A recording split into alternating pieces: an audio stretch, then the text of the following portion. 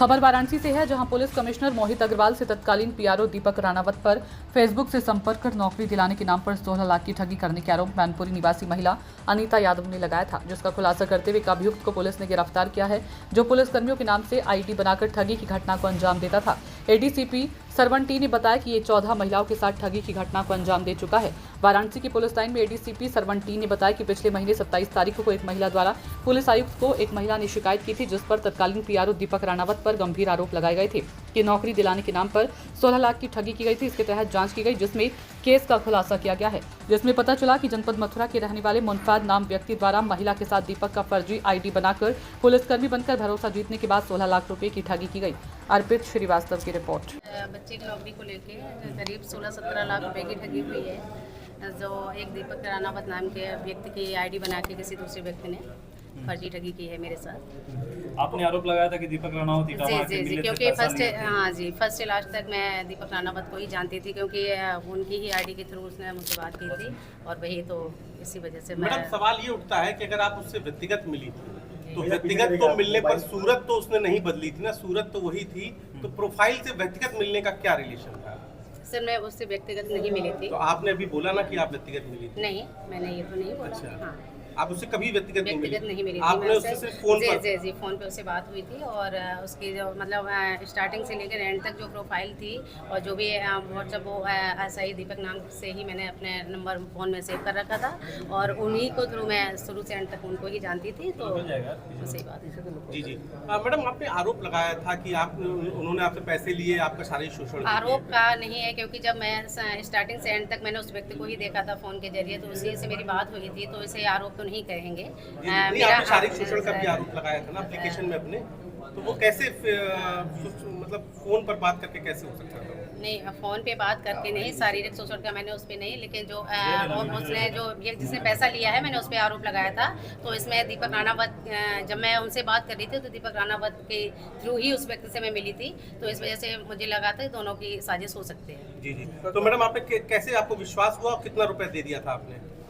रुपया मैंने 8 लाख करके 2 बार में दिया था, और बाकी 2 लाख रुपीज़ इसने मेरे अकाउंट से निकाले थे, जो मेरे ही नंबर से। हाँ जी, मेरे अकाउंट से ही मेरी सिम इसने निकलवा के और मेरे अकाउंट से वो पैसे भी निकलवाए। आपको विश्वास कैसे हुआ था मैडम आपको? एक पुलिस वर्दी और 2 स्टाफ को देखते हुए मैंने ये नहीं सोचा था कि एक पुलिस वाला भी ऐसा कर सकता है, तो मुझे बस एक पुलिस ऑफिसर पे मुझे विश्वास हुआ। किस बात पर आपने पैसे दिए थे, कहाँ की नौकरी लगवाने के नाम पर? इन्होंने बोला था कि मैं हाई कोर्ट में स्टेनो के वैकेंसी के लिए, पहले तो यूपी के लिए कहा था, तो मैंने कहा मेरे बच्चे की अभी एज नहीं है, मैं इसमें नहीं अप्लाई भी नहीं किया उसने, तो मैं हर डिपार्टमेंट में काम कराता हूँ, आप जिस भी डिपार्टमेंट में आप करना चाहो मैं करवा दूँगा आपके बेटे। तो आपसे उनका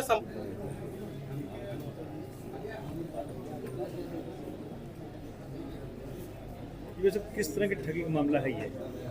ये आप सब अवगत हैं कि पिछले महीने 27 तारीख को पुलिस आयुक्त महोदय कार्यालय में एक महिला की शिकायत प्राप्त हुई थी, जिसमें तत्कालीन पीआरओ दीपक कुमार राणावत के ऊपर एक गंभीर आरोप लगाया था कि ये नौकरी दिलाने के नाम से 16 लाख रुपए की ठगी करने के मामला, ये इन्होंने एलिगेशंस लगाए था।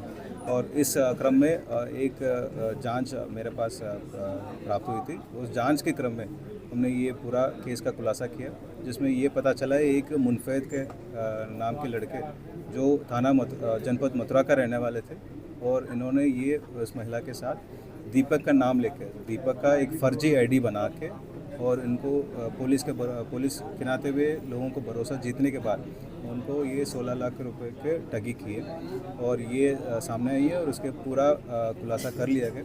और इसमें ये पता चला कि ये जो पुलिसकर्मी हैं जो सोशल मीडिया प्लेटफॉर्म्स में एक्टिव रहते हैं, उन्हीं लोगों का टारगेट करते हैं, और उन्हीं लोगों को फर्जी आईडी बना के लोगों को भरोसा जीतने के बाद किसी न किसी ये फैमिली मेम्बर्स को या कोई रिश्तेदार को नौकरी दिलाने की भरोसा दिलाने के बाद ये इनके साथ घटनाकारी करते हैं। और जो 16 लाख है इन्होंने 2024 में उक्त महिला से लिया था, और इन्होंने एक व्यक्तिगत मकान बना रहा था, उस मकान में इन्होंने खर्चा करने की बात कही है इंट्रोगेशन में। और ये साथ ही साथ ये भी जानकारी हुई थी कि ये कुल 14 महिलाओं को अभी तक शिकार बनाए हैं पिछले 1.5 साल में, जिसमें से अधिकतर महिलाएं थाना जनपद मथुरा और जनपद आगरा का रहने वाली थी। और इसमें से ये एक मुकदमा जनपद मथुरा में भी लिखा गया थाना कोतवाली में, जिसमें एक महिला के साथ 27 लाख रुपए के ठगी के मामला सामने आई। और साथ ही साथ ना केवल ये दीपक का फर्जी आईडी बनाया, इसमें एक और सब इंस्पेक्टर जो अभी वर्तमान में जनपद गोरखपुर में तैनात है, उनका भी फर्जी आईडी बना के लोगों को ठगी किया है। और कुल 14 महिलाओं में से दीपक का नाम लेके 3 महिलाओं के साथ ऐसे घटना कारित कर चुके और 11 महिलाओं के साथ अभिजीत, सब इंस्पेक्टर अभिजीत कुमार नाम इस्तेमाल करके इन्होंने 11 महिलाओं के साथ ऐसे घटना कारित कर दी। और ये अभी पूरा PCR लेके जो बाकी बरामदगी भी